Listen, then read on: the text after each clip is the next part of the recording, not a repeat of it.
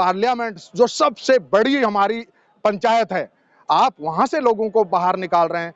आप जो आपके विरोध में बोलता है उस व्यक्ति को आप जो है जेल के अंदर डाल देते हैं, किसी उस पर ईडी लगा देते हैं, सीबीआई लगा देते हैं।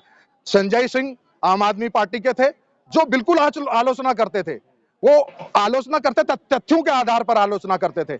वैसे नेताओं को आपने जो है जेल के अंदर डाल दिया, सलाखों के पीछे कर दिया, तो जो बोलेगा वो बाहर जाएगा। आज भी कांग्रेस पार्टी इनके वोट परसेंट से ज्यादा वोट पाई है, ये सब न्यूज चैनलों को मालूम है। ईवीएम को छोड़ करके बैलेट पेपर से अगर चुनाव करा लिए जाएं, अभी चुनाव करा लिए जाएं लोकसभा के, तो आपको परिणाम आपके सामने आ जाएंगे। कांग्रेस अपने संघर्षों पर ध्यान देती है, कांग्रेस महंगाई के बारे में आवाज उठाती है, बेरोजगारी के बारे में आवाज उठाती है, और इस देश के अंदर जो अराजकता फैल रही है उसके बारे में आवाज उठाती है।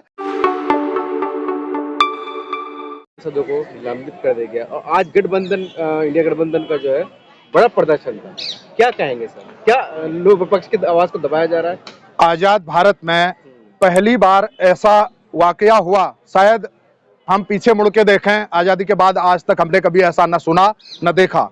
मेरी 52 साल की उम्र हो गई है, आज तक हमने इतने सांसदों को, इनके इतने जनप्रतिनिधियों को एक साथ निलंबित होते हुए कभी ना देखा न सुना। यह दुर्भाग्य है हमारे देश का। आज सिर्फ एक कोई भी व्यक्ति विरोध करता है, उस व्यक्ति को आज की सरकार, तानाशाही सरकार, उस व्यक्ति को किसी हद तक भी गिरा सकते हैं, उस व्यक्ति पर ईडी का छापा मरवा दें, उस व्यक्ति की हत्या तक करवा दें। ऐसा माहौल बना हुआ है देश के अंदर, डरा हुआ है, भया हुआ माहौल है, घबराहट का माहौल है।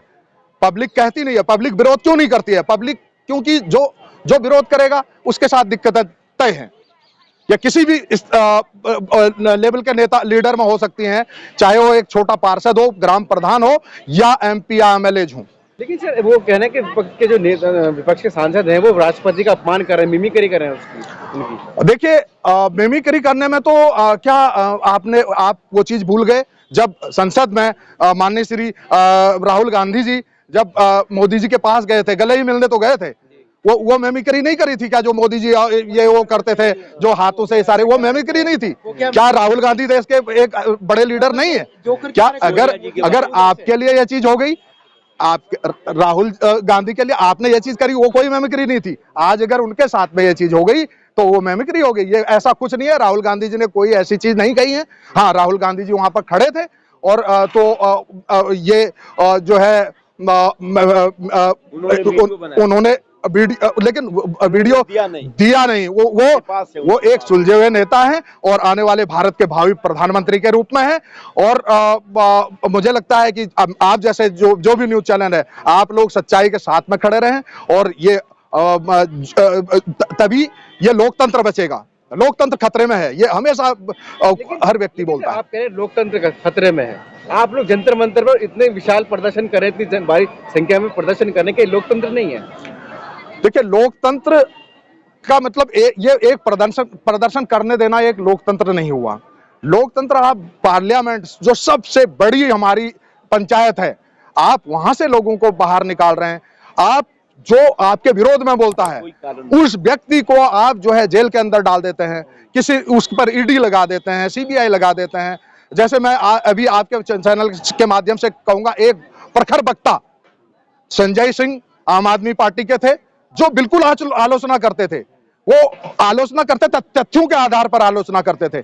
वैसे नेताओं को आपने जो है जेल के अंदर डाल दिया, सलाखों के पीछे कर दिया, तो जो बोलेगा वो बाहर जाएगा। लेकिन कहा जा रहा है हमारे उपराष्ट्रपति जाट समाज से आते हैं, उनका अपमान किया गया मिमिक्री के माध्यम से, लेकिन साक्षी मलिक भी जो रोते हुए उन्होंने अपने से संन्यास ले लिया।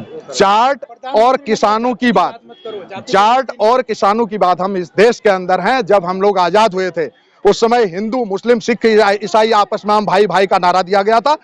जाट समाज की जहां तक बात रहती है, उस समय इस सरकार को, जिस समय किसान आंदोलन में इतने किसान बैठे थे, क्योंकि जाट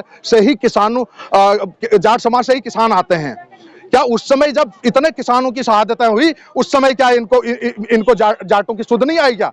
उस समय इन सरकार ने फिर 3 काले कानून वापस लिए, तो उस समय इनको सुध नहीं थी किसानों की, जाटों की।